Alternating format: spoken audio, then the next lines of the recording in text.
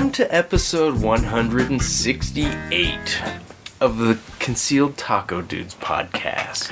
Woo! That sounded like a really tired woohoo from you. I'm not tired per se. I don't know. Sorry. What should Just I do old? it again? Yeah. I am old. Okay, let's ready. 1, 2, 3. I see the mic go red because it's so loud. Oh, jeez. All right. Today we have me, Taco. Jason with Concealment Solutions. And we have a very especial podcast episode for you. They're all special. This one's extra especial. All right. Let's jump into sponsors. Okay. NOEBulletMolds.com. Best bullet molds on the planet. And probably in the universe. But Yes. I've not been there, so I don't know. You haven't been to the universe? Only this little spot. Oh, okay. Yeah. So, but So yeah. they're the best bullet molds in this corner of the universe. Yes, this corner. Yes. Ah. And I will a couple updates Because the real universe fast. is flat, just in case you were And wondering. the Earth is flat, and the universe is flat too. I didn't say the Earth was flat, just the universe. Okay, that makes sense. Flat universe and round Earth. But okay, NOE. What's up with NOE? What's the latest, greatest? They are working on the 50 cal, the truncated cone, yeah. the one that casts a 300 hollow base, and then I think 350. So the multi-weight. The multi-weight mold, Nice. but for the 50 cal. And I took Al's prototype. Yeah. Yeah, the first cut one. Uh-huh. And he didn't have all the pins, right? He just had the hollow base pins. Right. And so I cast up like a good handful. Yeah. And I'm going to try and load them up today and shoot them tomorrow. Okay. But I'm thinking these are for... They'll make a good bullet for someone who wants to look macho or shoot a macho gun, but like be able to handle a little bit less So, recoil. Gaming it. Yeah. So maybe... That's all right. The older fellows who bought these macho 500 Smith & Wessons And who then- have arthritis now. Or have buyer's remorse. remorse. but They're like, I can't shoot this gun, are it hurts. too proud to admit that it's more fun to shoot. Yeah, so I'm going to load up some with like 10 or 11 grains of Unique, and then some with Trail Boss. I know Trail Boss is fairy dust powder. Like, Right. people can't get it, so it's... Even though I have enough for me, it's hard for me to do videos on using Trail Boss because people just cry. Yeah. And I don't like making people cry. So that should be done this week, I think. Why is Trail Boss so hard to get right now? They stopped making it. Oh. Yeah. I did not know that. Yeah, so I have been making my bunny fart loads. Yeah. I think I eke out the most bang for the dollar, like pound for pound, by using bunny farts. Because it's using 4.2 grains. Yeah. And you get a smile every time. So. Right. Anyways, Al let me borrow the extra thick steel pot liner for the Lee pots. Right. He did one and then put it in the little Lee Magnum melter, which is the 20-pound pot, but it's not bottom pour. And he just wanted to know if the Lee pots have enough juice to melt zinc with that extra thick. Extra layer in there. And it does take a little longer to melt zinc, but I was able to melt. I melted the zinc from the one guy. He sent me some honey and zinc, the sweet zinc. Honey-coated zinc. The honey-coated zinc, and it actually smelled good at first, and then it smelled really bad, like burnt sugar. Uh-huh. Yeah. So, and it did melt it. So I think Al's gonna go ahead and drill the bottom pour spout and work on that. Cool. So those two things are really cool. He's also doing a bunch of other, replenishing molds, doing some airgun molds and stuff. But, cool. Yeah. Has he done this about doing like a hybrid slug type of? Yeah, he also wants to make these swaging presses that mount. It's like weird. It mounts horizontally to your desk or your bench. Yeah. And it's a really simple design. It's like a cast. Was it cast steel or aluminum? I can't remember. Anyways, and then he would machine out the rest. Okay. And he got a prototype. He was working with someone else making that, but I don't know. It's always like it's tough introducing new products. Like the the R&D, the Oh, drawing up designs, trust all me, that stuff. I am fully aware. Yeah, yeah. And even with that, the rappel device I've been drawing up, and Yeah. that I have it freehand drawn and Right. stuff, and so Now you converting that into digitize it to a technical drawing, like an AutoCAD drawing, is Right. going to take a long time. Sure. But I was going to maybe trade labor for labor, There take it you over go. to Al and say, hey, while you guys convert this to a technical drawing, then I will assemble molds or something. Sure. Go do it for a day or two or whatever. Yeah. I want to have them. Let me know. Maybe I'll come down and help you. Yeah. Since I want some of those. I mean, it looks cool, huh? Yeah. So the listeners, just so they know, like I've been messing around with taking rappelling devices. I bought a lot. He's understating that. Yeah, like wait, there's a new design or there's a different design? He's I got have a a bin whole of 'em. tote full Yeah. of just those. And so I've taken features and I've been using them, practicing with them, and say, oh, I like this feature, I don't like this feature. Kind of like what I've done with bullet molds, Right. designing new bullets, and with the rappel device. So I'm gonna see if I can have Al cut me out a test one, and then use it in a couple canyons, and then cut out probably like 30, 40. I don't know. One for each of my family and extras, and some to get tested. And anyway, For sure. Yeah, NOEBulletMolds.com. I'll go test Coupon it with you. code FLT001. It'll save you a little bit. Yeah. So Utah Airguns at UtahAirguns.com. I was at a hobby shop yesterday because I needed a new hobby apparently. But while I was there, they had kind of a corner with airsoft guns, and one of my customers came in. He was meeting me there to pick some stuff up because it was halfway. But anyway, so we were talking air guns and stuff, and the owner of the hobby shop was like, "Oh, you mean like airsoft?" And we're like, "No, it's different." And so we're explaining it to him, and he's like, "Well, how powerful are they?" And so I had to tell him the story about the 50 cal with the hippo. Yeah, with the hippo that was killed with the slug you made for it. And anyway, it's just funny because he has probably already been to Utah Air Guns, even though he lives in Salt Lake, to go check them out. Oh yeah, Because people that are gun people that aren't aware of what an air gun really is and is capable of, because they immediately think of either an airsoft gun or a BB gun. And it's like, well, kind of, but not really. Yeah. Not really anything like airsoft. No. It shoots real lead. Yeah. But anyway, so that's always fun to kind of indoctrinate somebody on what they're capable of. And then my customer that I was there, he's like showing him. This was my guy that I told about Utah Air Guns when he was at my shop one morning, and immediately drove there and spent $5,000. Oh jeez. Yeah.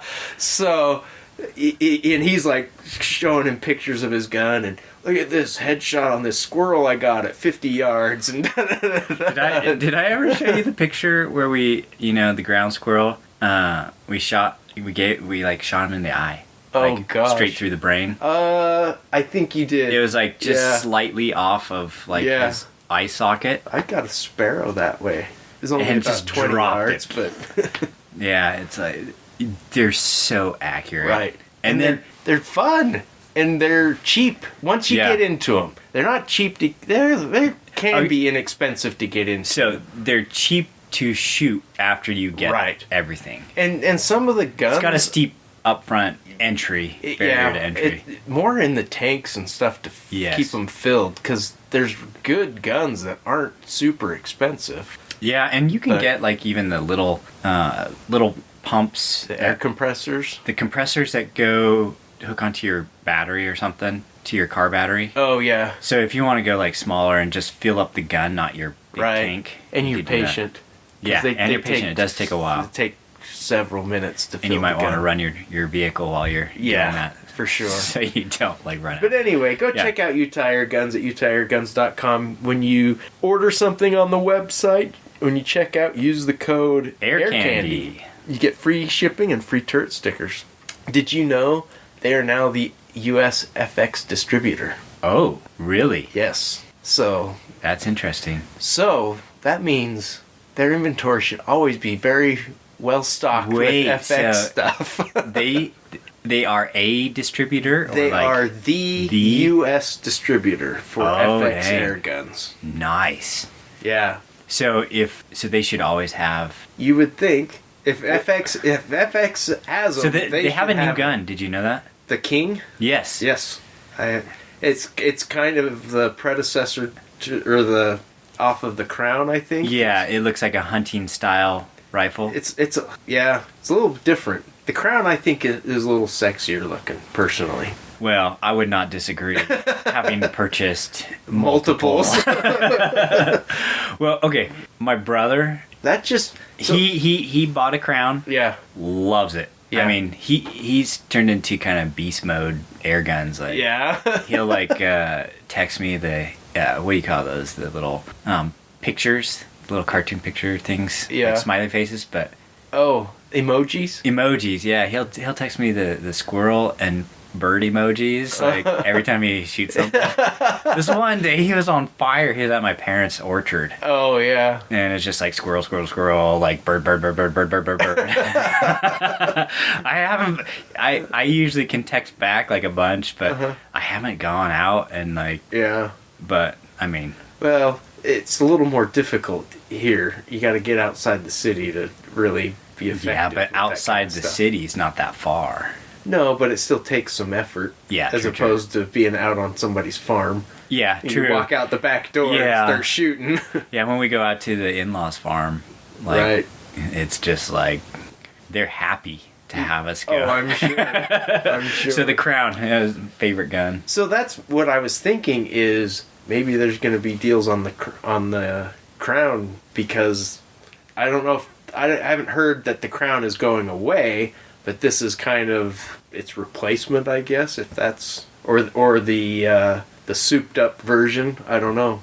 So might be worth looking into. And then let's see, Black Ice Coating at blackicecoatings.com. I need to go see Lee. I think you say that every episode. I know it's like his shop is like just far enough that it takes some effort. It takes effort, and you know I need to decide which I think what I'm going to do, I'm going to take that little CVA bolt break action. Yeah. Because I use it so much, like every time I go shooting that gun gets used. Yeah.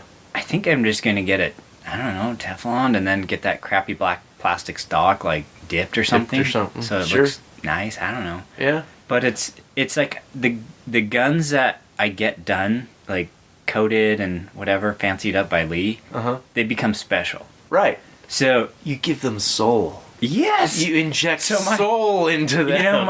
You think of the little savage hog hunter. Yeah, and like there is no hog hunter that looks even remotely similar to mine. You're correct. And it makes it extra special when I take people shooting and I bust out the piggy gun. Yeah. So now that's what its name is the piggy gun. Yeah, it's the pink piggy gun, and people, I take these people shooting and they shoot this piggy gun and shoot 500 yards for the first time and they're like, oh my goodness, just it emphasizes, I don't know, the coolness. Yeah, I agree. So check out Black Ice Coatings on blackicecoatings.com, also Facebook, Instagram. I don't know if they're on other social media, but check them out. If you need something, give them a call. Tell them you like it slickery. Yes. Mag holder, magholder.com. Horizontal mag carriers, all kinds of other stuff as well. He's also got a line of reactive targets, I guess is what I'll call them. It's a small cardboard target that's filled with colored chalk. Oh, and so when you hit it blows up? Yeah, and they're kind of cool. I can't remember what they're called, but I imagine they're on the website or a link to it. It's kind of a separate business for him, but go check out magholder at magholder.com. When you order, use the code GETINTHEVAN and you'll save quite a bit off your order. Yeah. Concealment Solutions at concealmentsolutions.com. Get your Christmas presents ordered ASAP. Yes. And I would say those knives with the sheaths are top. They are. I am pretty much out of everything. Not pretty much. Oh, I have one. I have a BK6. You were supposed to save me one of those, I forget what it was called. Was it the little chef knife thing? the trail chef, or what is it called? So, yeah. Well, here's the Well, problem. So the shipment hasn't shown up yet, and it's hard to track because it's international. So I don't know exactly where it is or when I'm going to see it. But it sounds like they printed the shipping label and then waited a week or two before it actually shipped, so that they could say, "Oh yeah, it's shipped. Here's your tracking number." Thanks, guys. Anyway, so it's been a little bit delayed. Stuff's coming. The trail chefs are already sold out.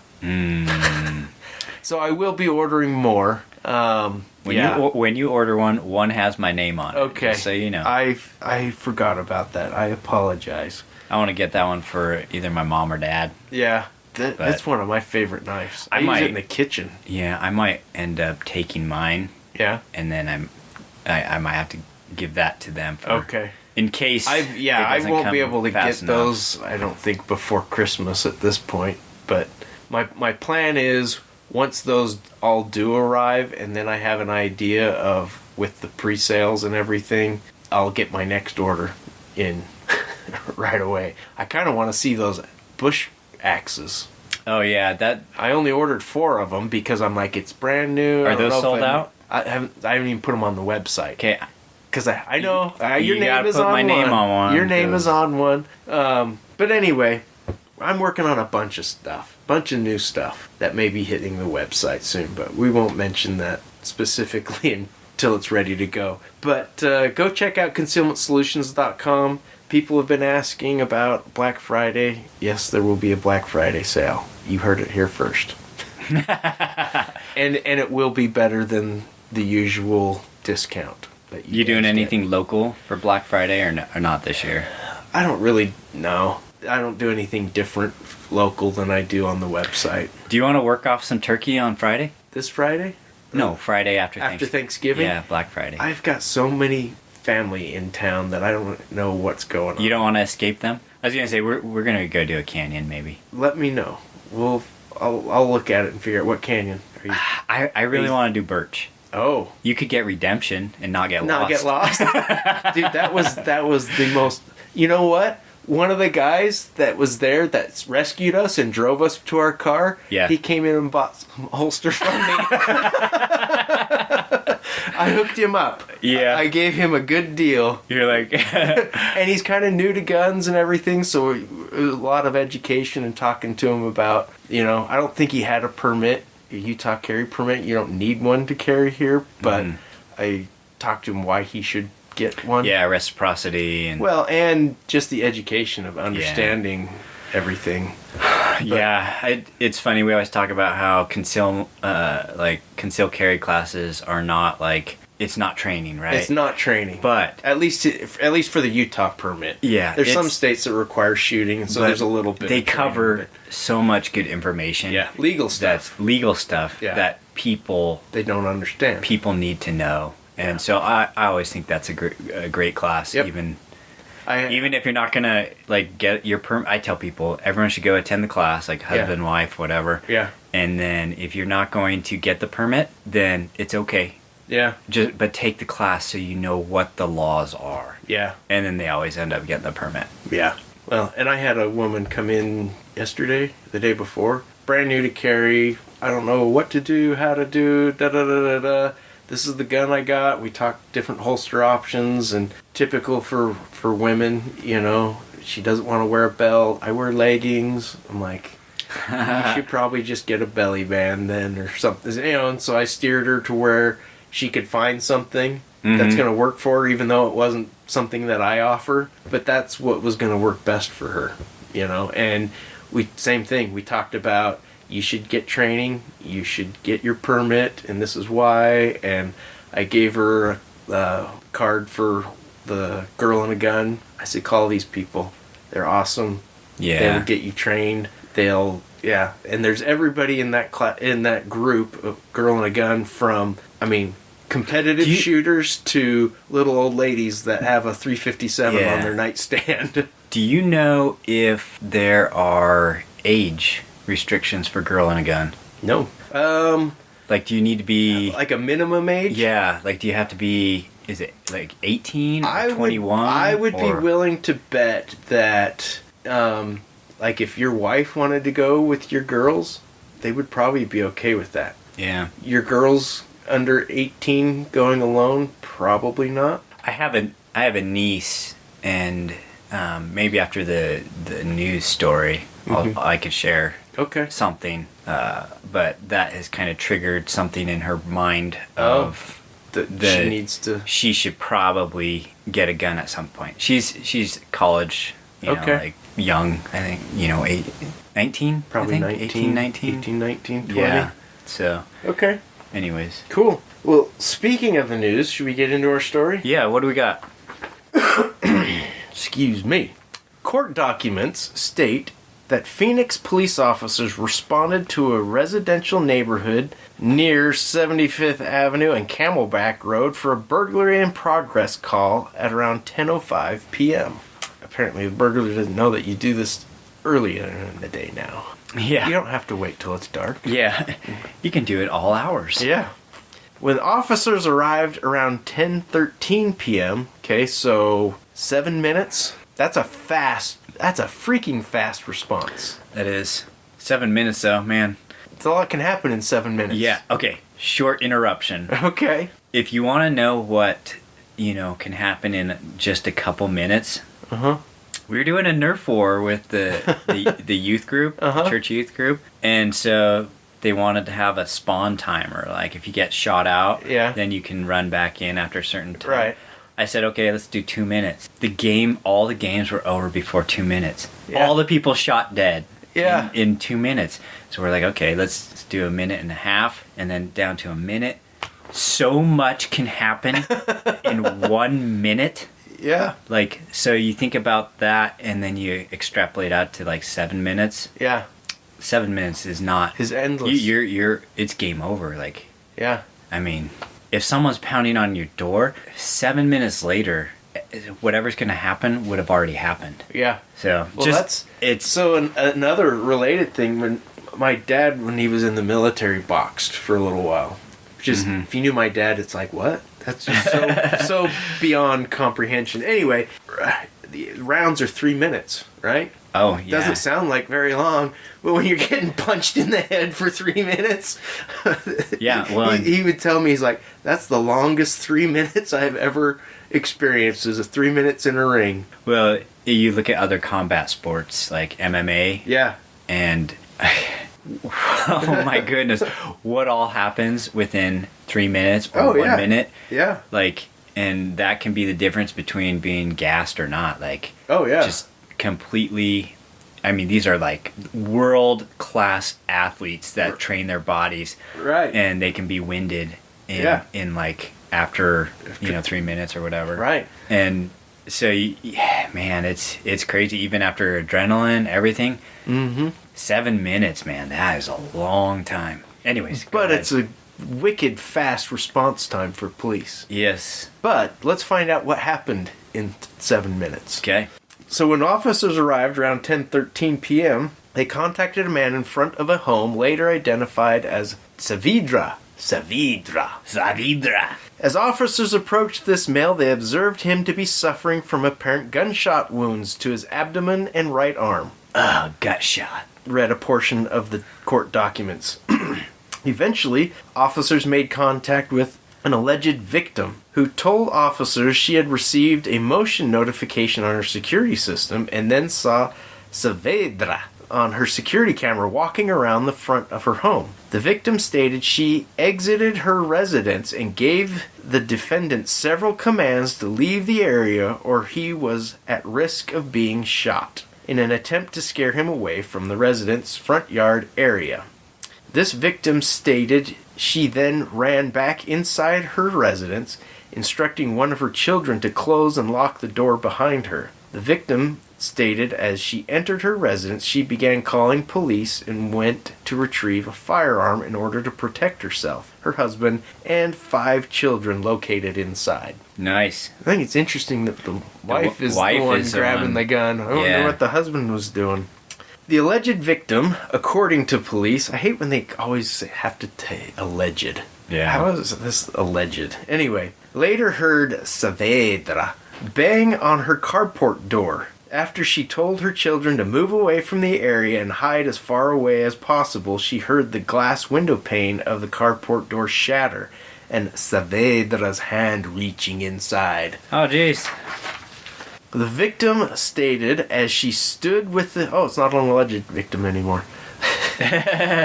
Stated as she stood with the firearm, she observed the defendant's hand came through the now open and broken window and reached for the door's doorknob in an attempt to open the door. The victim stated at this point, and this is where it gets interesting. Now remember, the police are already on their way because she's already called them. So he's in there trying to open the door. She's standing there with her gun. The victim stated at this point, her 13-year-old son, seeing that the defendant was attempting to make entry and his mother was not firing the firearm, in fear for the safety of himself and family, took the firearm from his mother and fired the firearm towards the defendant, striking him. Oh, jeez. So she froze up? Probably. Like, and the 13-year-old son, give me that. Let me show you what you do with this thing. Well, he hit him in the gut and in the shoulder, so he shot through the door. It sounds like. Yeah. Or I don't know how big the window pane was. Reaching in, I don't know. Yeah. Saavedra, according to investigators, was later taken to the hospital for treatment of his injuries and was eventually released into police custody.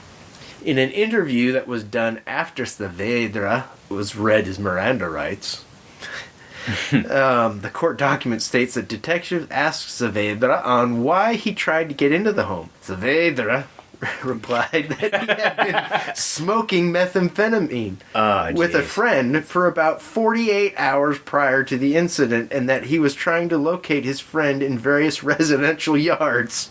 Oh, geez. The defendant stated upon approaching the victim's residence, he heard her inform him to leave the area. The defendant stated he then approached the carport door of the residence and believed it to be his son, despite knowing the residence did not belong to him. Oh my goodness. So I know this isn't my house, but I think my son's in there. I think it says that was his son, right? Yeah. He thought the door was his son. I don't know. When asked by police if he knew his actions could scare the people inside the home, court documents say Saavedra replied, "Yeah, I mean, I was high, obviously." Jeez. Well, duh, I was high. What do you think? Oh, man.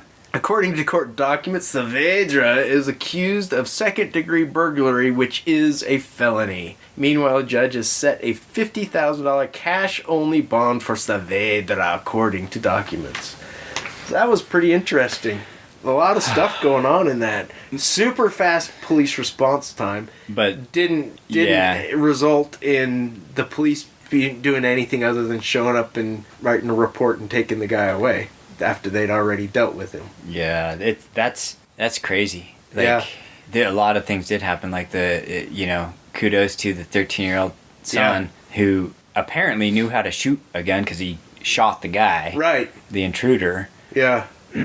makes you wonder, like, is mom gonna get some training? Yeah, mom needs some training. Dad definitely needs training. We don't know the situation with. Well, it said that Dad. she defend her husband and family, right? Right. So, but maybe he's like an invalid or something. Yeah, could be, or maybe he was in the middle of a video game and couldn't pause it. He was in the middle of dinner and was really hungry. Yeah, or maybe actually he was probably pooping. Oh man! And there's nothing you can do. Oh. Sorry, just get the gun. Get the gun. I'm hurrying. Oh, jeez. Wait, we're out of toilet paper! I'm sorry, I can't help you right now. Oh, man, that, I don't know, there's lots of things that could happen. But yeah, and then the other thing, moral of the story, don't do drugs, kids. Oh, gosh, yeah. That is kind of, almost every one of these stories reread. It has something to do with drugs or alcohol or mental illness. Yeah, sometimes it's just really bad people too. So often, I think most of the time it's drugs. Yeah, well, and very, very often mental illness is at very least accentuated by drug the use. drugs. Yeah. So okay, keep that in mind. news story of like, all right, so I don't know if we talked about it last time, maybe not, but I've been so busy taking people shooting. Oh, that's terrible. No, it's great, but it is so much work. It is. Especially how I do it. Especially how you do it. Yeah. Or you have a truckload of steel and a back seat piled to the ceiling with guns. Yes. So, anyways, my niece, she's going to college and stuff. Uh-huh. Her roommate had a really scary experience where she was at work over, well, I don't need to say where. Yeah. But, and she was closing the business late at night, and there was a truck. By herself? I think she was by herself. Employers, if you have a business that stays open late, a restaurant or whatever, it's your responsibility to make sure that your employees stay safe. And one of the best ways to ensure their safety is don't have a single employee locking up the business at night. Yeah. So, anyways, she her roommate was leaving work, and there was like a shady truck. Yeah. That was like in the parking lot. White van with no windows. Yeah. That's what we're going to say. Yeah, it's a truck this time. But anyways, and kind of the spooky feeling, you know.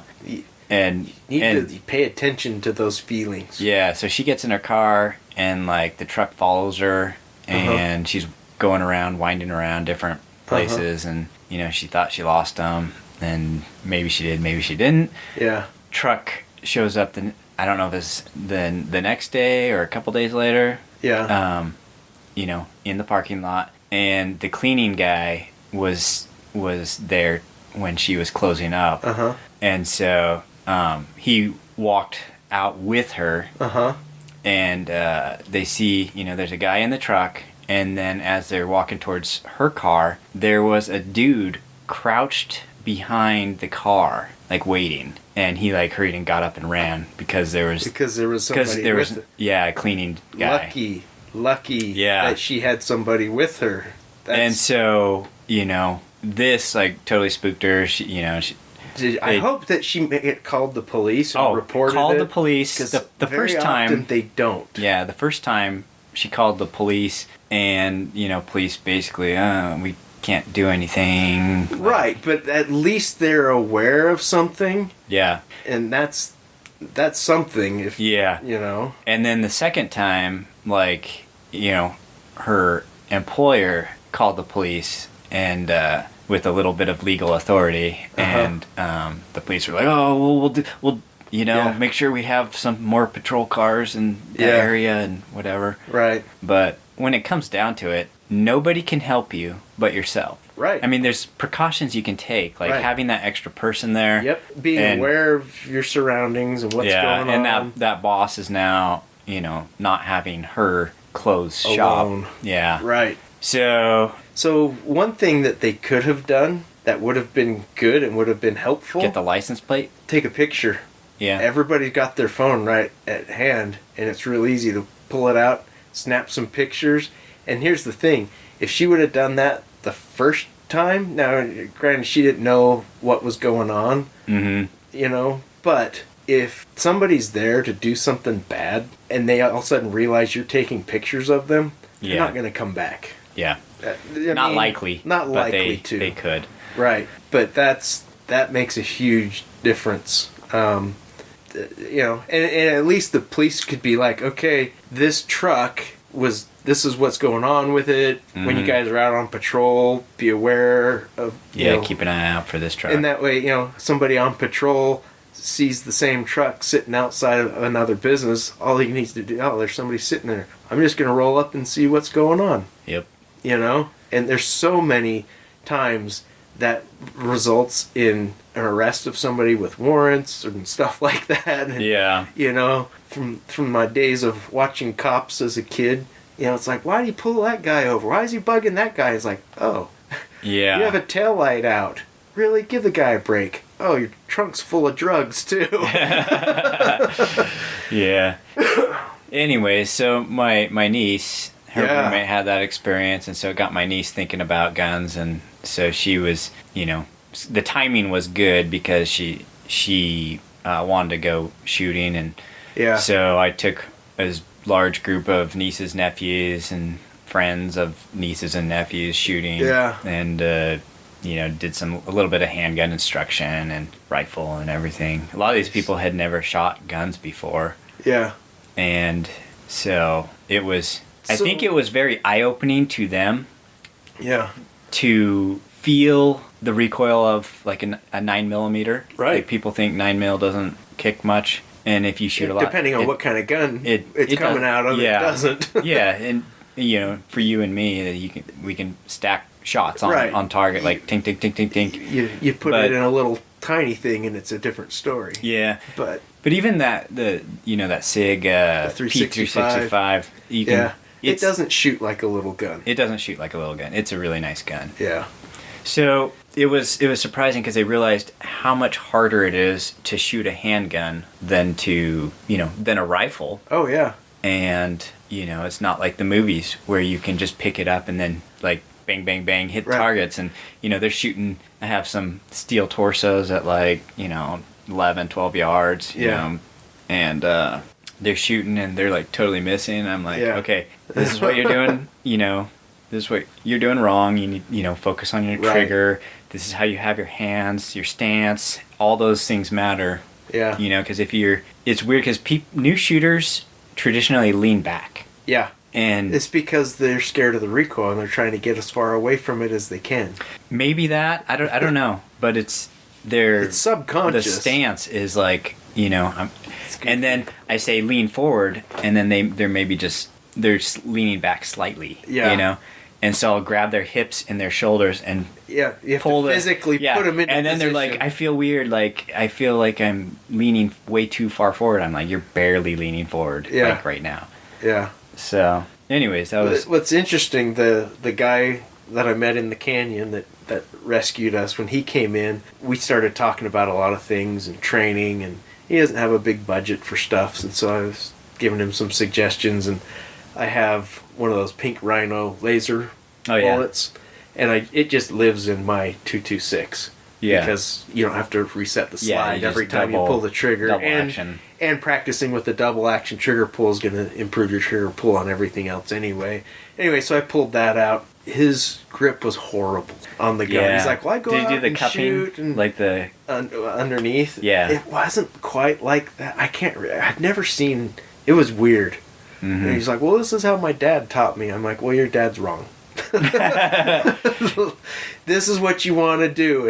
And I had to go over and over. I'm like, okay, you want to get the web of your hand as high as you can. And anyway, I mean, seriously, for somebody that just came by for a holster, he was in my shop for probably 45 minutes, and we were dry fire practicing with the laser, and we were doing other things. We were talking about, you should get your concealed carry permit and everything, but it was, people, that's the downside to constitutional carry, is there's a lot of people that just think, well, I've got a gun, I went out in the desert or went to the range and I shot it, I know how it works, so I'm good to go. Yeah. It's like, well, no, maybe on the slimmest of margins, but there's a lot more to be aware of and stuff like that. But so when you take a group out shooting, what are there specific things that you take into consideration when you take them? Like, in your mind, do you have like a limit? I can't have more than this many people, or are there specific things that you do differently based on the group? Because there's some groups that are like, okay, all these people have at least pulled a trigger before, or I've got people that have never shot before, or So, and that varies from group to group. Yeah. But man, we take out, you and I both. Yeah. Our youth groups. Right. Like whether it's the ladies or the boys. Yeah. Both of those types of groups. And one of my general rule of thumbs is that I like to be the chief RSO, whatever. Sure. I want to have the high level approach where I can watch other people, what they're doing. Right. And so if I'm going to be doing that, then I need, some RSOs, right? Right. Some guys who are experienced shooting, Right. and That they can watch people they're, and keep they're them safe. helping people shoot. And so if Right. I'm taking a group of new shooters, usually I'll have a bunch of friends. I mean, Yeah. you've come Right. to some of those activities, Uh-huh. and with especially with the young people, like 12, The 13, 12 14, 12 16. to 16, Yeah. yeah. Those I will have. I need to have an experienced adult shoot with each kid shooting, Right. and just so they can grab the gun if they Right. and then I just keep a eagle eye view and tap people on the shoulder, hey, take a step forward, take a step back, Right. that kind of thing. Yeah. But the other thing I like to do with groups is at the very beginning, even though I know some of the people are going to be like experienced, then I'll say that. I'll say, hey, I know some of you are experienced, but I like to do this with each group that I take shooting. So if you already know this stuff, it's okay. It's a refresher. Yeah, it's a refresher reminder. So, and I just go over the 4 rules of gun safety, Mm-hmm. and then talk about each one just briefly. Yeah. Like why it's important, and then I let them know, hey, it seems like you have to break at least 2 rules to have something catastrophic Right. happen. Yeah. And that's and I talk about scenarios where stuff has happened, and then I talk about ammo and guns and what to do if there's a malfunction. Right. Because it seems like safety rules go out the window when something unpredictable happens. Yeah. Like, hey, I pulled the trigger and it didn't go bang. Yeah. And so we talk about that, like what to do if there's some kind of a malfunction. And and then I show them the shooting line, talk about the importance of the shooting line, so kind of range rules and stuff, and then we start shooting. What do you make a physical shooting line, or Yes. what do you use? Usually I'll get a bunch of tables, Yeah. That's usually what I do too. and it just makes it easy because it's a barrier. It's more than just a line. It's a barrier. Yeah, and so And you can stand up or you can sit down. And you can stand up or sit down, and then if people are, a little bit too far back or too far forward, then you just fix that. Yeah. So that, and what are some of the things that you do that you make sure before shooting? So usually, and it's again, if I'm taking the youth group out, I always do, and it's usually like the day before or the week before or whatever, we just do a gun safety class. Mm-hmm. And so we've got guns there, everybody's sitting there, the gun safety rules, explanations of why, just like you said, and then I let them handle all the guns, make sure that they're pointing in a safe direction, feel the trigger pull, explain how different guns work and stuff like that. And then if you don't come to that, you don't go shooting with us. Yeah, we usually do that too when we're doing the youth shooting activities. And what's cool is you go over the 4 rules of gun safety, and then you tell people to call each other out when they're handling the guns at the safety activity. Yeah. And it's kind of funny because they self-police really pretty good because And they're you need watching to. for those things. You need to. It's so often people will go to a range and see things happening that shouldn't and don't say anything because, well, the range officer's over, that's his job. Mm-hmm. Yeah, but if somebody puts a bullet in your knee that's standing next to you because they're doing something stupid and the range officer isn't aware of it or whatever, everybody needs to know that, no, you say something if you see something, even if it's not necessarily, one of the rules being broken. If it's somebody's doing something that's making you uncomfortable, you should say something. Yeah. Or leave. Yeah, that's the thing is the public lands Yes. are getting really busy, Yes. and it seems like there's a lot of people who are That not. don't know what they're doing. Yes. Yeah. And here's another tip is don't be afraid to call people out or Right. but do it politely because Right. you're walking up to a stranger with a gun, right? Right. Right. But the last 2 groups I've taken shooting, I've had to go talk to the people who set up parallel to us because they're setting up behind us. Yeah. And I say, hey, It's you like, gotta but we're you all gotta shooting scoot, the same direction. you gotta scoot Yeah. forward, or if you'd like, you can come shoot at our targets too. Yeah. Like a lot of times I'll invite people, Right. but I say you can't You have to be on the same line. yeah, you can't be shooting behind us even though you're parallel. Right. And, so it's kind of getting annoying. Like, I think these people should know better, but they don't. They set up, and maybe it's because, that's where the little dirt road shooting area is. Right. And so they set up right there, but it's like, hey, you got to be aware of, what's in front of you. And if you roll up to your favorite spot and you're going there to do long range shooting, and somebody's to the side of it shooting pistols, and they're right up against the side of the mountain, well, guess what? You don't get to shoot long range there today. But there's without talking to them. Yeah. Yeah. Right. So and there've been many times where I've been out shooting and people show up, and it's like I just pack up and leave. Yeah. Because I'm like, it's safety's not worth. Right. Yeah. I mean, I've had people set up almost on a 90-degree from me, and it's like, what are you doing? Yeah. It's, because we're shooting on the hillside is angled around. It's like, nope. No, it doesn't work like that. Yeah, the 180 rule. People. Yeah. It's amazing how many people break the 180 rule, which Well, and bullets can do weird things once they leave a barrel, especially once they start bouncing off of things, and there's all kinds of things out there. Yeah. Under the dirt and whatever. So. Yeah. So, what are some of the things that you like to do to make sure you have a successful shooting people activity? Have a good experience? Yeah, good experience. One, I'll go first. We can go back and forth. Okay. So, one of the things is reactive targets. Yes.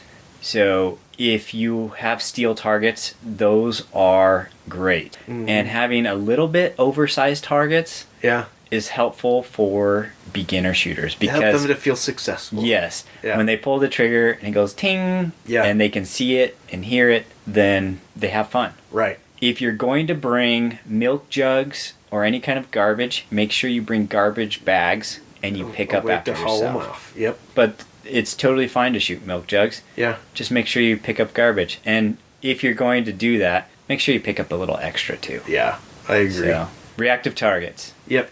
I agree. Reactive targets are, well, it just gives you more trigger time. Mm-hmm. Like we've brought out, bowling pins before, and bowling pins are kind of fun to shoot because they hold up really well. And unless you shoot it with a 460. Yeah. but you hit it and it falls over. And so it's like, okay, everyone stop. We have to go set things back up. And so that kind of takes the fun out of it. Steel's definitely way more fun. I would say, and I am on the opposite end of the spectrum with this. So when I go out, I typically will focus on specific guns. So it'll be like, okay, we're going to shoot long guns, or we're going to shoot ARs or whatever. And so I don't bring a ton of stuff. Mm-hmm. We're shooting, we're going to do self-defense training with pistols. And so we're going to bring a handful of guns that's the purpose for them is my carry guns or whatever. And we might be drawing from the holster and moving and shooting and, maybe set up our own little like IDPA stages and time it and stuff like that. And when I do stuff like that, usually the long guns will stay at home. Mm-hmm. There's times where it's like, we're just shooting 22s. So we're just going to go out and just plink, and we're going to shoot a ton of ammo, and it's not going to matter because we're just plinking and having fun, and it's cheap. Yeah. So I think one of the most important things to take into consideration when you're taking people shooting, especially if they're new shooters, is having the appropriate firearms for the shooter. So we've taken women out shooting, women's groups, and for everything from newlyweds to the 80-year-old widow, they're all wanting to shoot. Putting a 357 or a 44 mag in the 80-year-old's hands is probably not a good idea. Yeah. There are some out there that it would be fine. Yeah. No question. But, you see all the YouTube videos of these people shooting guns that have so much recoil, they hit them in the head or they come flying out of their hands, and everyone laughs and thinks it's hilarious. No, you're an ass. Yeah. That's not what we want. It's not safe, and it's not cool. And so that's one of the worst things you can do for somebody is give them something that is that you know they can't handle. right. Yeah. You know, if somebody is having fun shooting a 22 and they don't want to shoot a 9mm or whatever, okay, that's fine.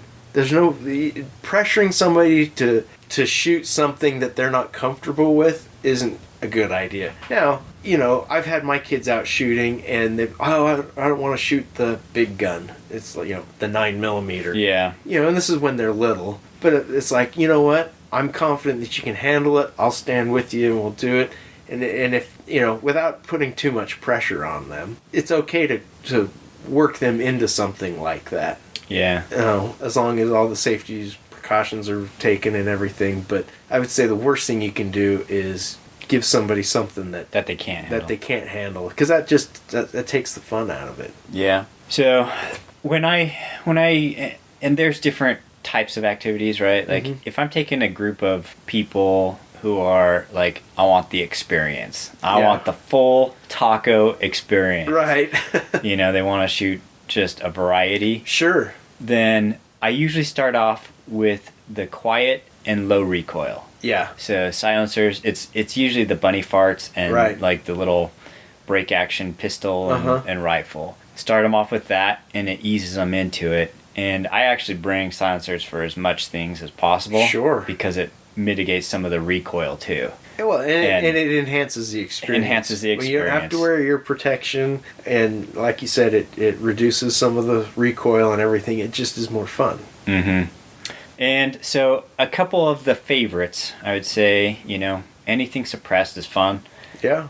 And you gotta, if you have one, a lever action. Oh, for sure. People love lever actions. Everybody's watched westerns. Yeah. Whether you know, for me, I don't even own a lever action 22. But if you have one, you get a similar experience with, like, you know, working the lever. People really like that. And they're even in 22, they're super reliable. Yeah. So lever action and you know, if you're going to bring the big ones, only load one round at a time. Yeah. Especially their first time. Yeah. Once they know what to expect, then you can load a couple rounds. Right. You know, with the 500 Magnum, the Desert Eagle, you know, that kind of stuff. And those guns are totally appropriate depending on the group that you're bringing. And 4570, same thing. Yeah. It's funny though.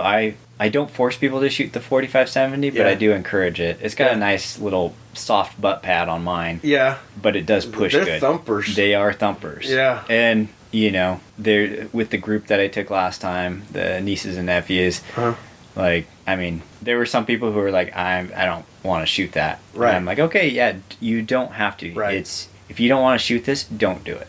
Right. But, you know, a lot of people, they shot it and it's like, just one time is good enough for me. Yeah, yeah. And other people are like, can I do it again? Can I do it again? Right, so, And see, for me personally, I don't really get off on massive recoil, big powered guns. I know you like it. It's fun, man. Right, right. And for me, it's just like, you know, it doesn't do much for me. Not that I don't have guns that do that. I mean, I love the 10mm. I is one of my favorite calibers. But 4570, if I'm buying a lever action tomorrow, it's probably not going to be 4570. What would it be? 357 or 45?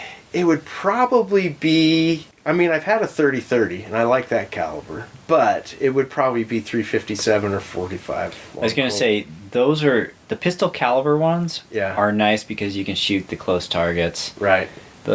When you take like a 30-30, you know, those do thump too. Oh yeah. I've damaged steel targets at 100 yards. Yeah, well I'm talking about your shoulder. Some of those can thump real hard. Yeah, then you can also damage the steel targets. Right. So yeah. Those, you know, and that's another one of the things I do at the beginning is talk about which guns are appropriate for which targets. Yeah. And then, you know, make sure that the shooters know they can ask you anything anytime. Yep.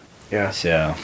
So let me see if your answer is going to be the same as mine. When taking a group out, of all the various groups that you've taken, is there a specific group type that concerns you more than another? Oh, yeah, and we're going to say the same thing. It's the people who think they know enough, and then they, like, so when you take the girls groups, it seems like they're best. They're the best. Yeah. Because they are cautious and they know that they know nothing about it if they don't know things about it. And they follow instructions. Yes.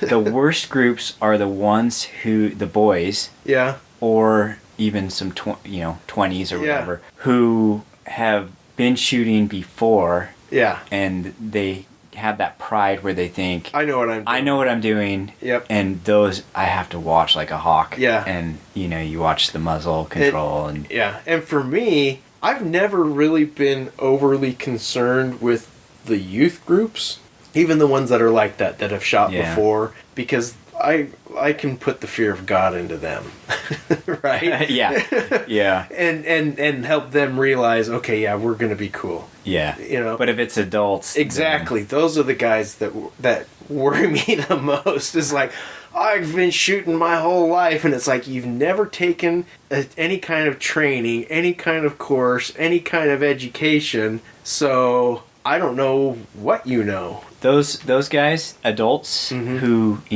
think they know what they're doing, and then they actually don't. Right. They never get re-invited. Yeah. Like I don't. And I've had some that will be like, oh, and they are teachable. Yeah. Even though, well, this is the way I've always done it. Okay, let me explain to you why this way is better than the way you've always done it. And they go, oh, I understand that. That's how I'll do it now. Yeah. But there's often those that are like, who are you to tell me I've been doing this? It's like, yeah, oh, okay, yeah, you're not invited next time. Well, it's the safety thing. Yeah, it's like I'm not going to put my safety at risk for you to show off or be whatever. It's like the guy that gets in your car and put your seatbelt. I never use a seatbelt. Yeah, well, you're in my car.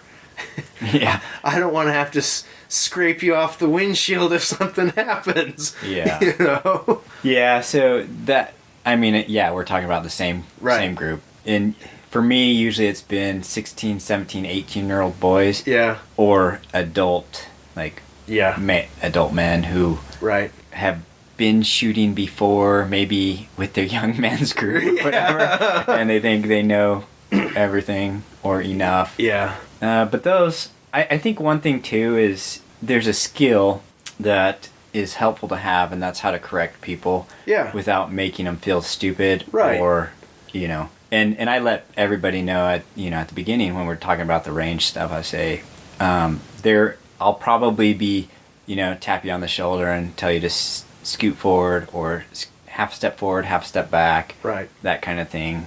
And so, don't be offended, but it's just for everybody's safety. Yeah. And, your own safety. Yeah. And most people get that. Yeah. I actually haven't had one of those, know-it-all people in a long time. I haven't had too many negative experiences with that, but enough to know that, okay, that's the people to watch out for. Yeah. The one thing, because I had a group, there was a 17-year-old kid, was with the young men's group, and it was towards the latter half of the shooting activity where, I know what I'm doing, I've done this already. Yeah. And, a little bit of muzzle control, or what do you call it? Pointing it not in a safe direction. Right. And so I had to, correct the kid. But one of the things that helps with that, and I don't know how you do it, but when we have those big groups of youth, we have an adult paired up with a kid. If you want to shoot, then you have to go with the adult. Right. And the one person carries the gun, the other carries the ammo. Okay. And then they go to the range, and then they can load it or go to the shooting line and load it and fire it. Yeah. And just having a separation of that has been helps to control the flow. And a couple times they're like, I want to shoot this gun. I say, where's your adult leader? Yeah. And they're like, oh, and then they go grab someone. Yeah. But that's helped in the past. But anyways, we are out of time. We are. So everybody should go take some people shooting. Yeah. enjoy your Thanksgiving. Have a good Thanksgiving. I'm guessing we won't have an episode out next week. Probably not. Be running around. Stay safe. Have fun. Be nice to people and go take somebody shooting.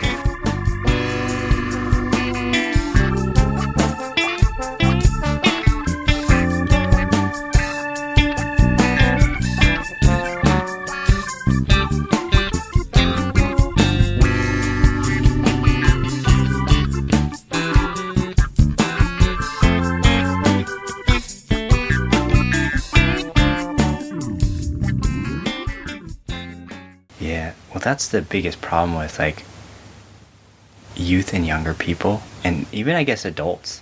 Everybody wants to live selfishly. Yeah. They only care about themselves. Yeah. Well, Yeah. that's what society tells you. Oh, you need to self-care, right?